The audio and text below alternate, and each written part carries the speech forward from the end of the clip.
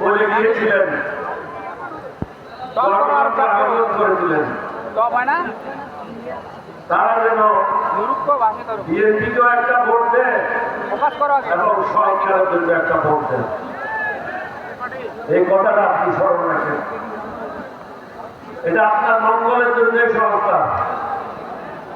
আমি বিভিন্ন জায়গায় বলছি, চারদিকে শত্রু রেখে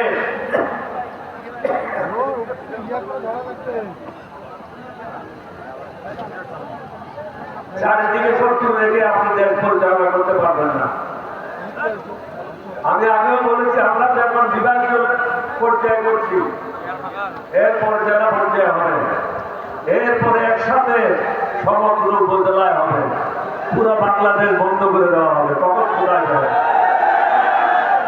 এই পরিস্থিতিতে আমাদেরকে যেতে দিয়েন না। দয়া করে সংসদে বিলেনে সংস্কারগুলি বাস্তবায়ন করেন।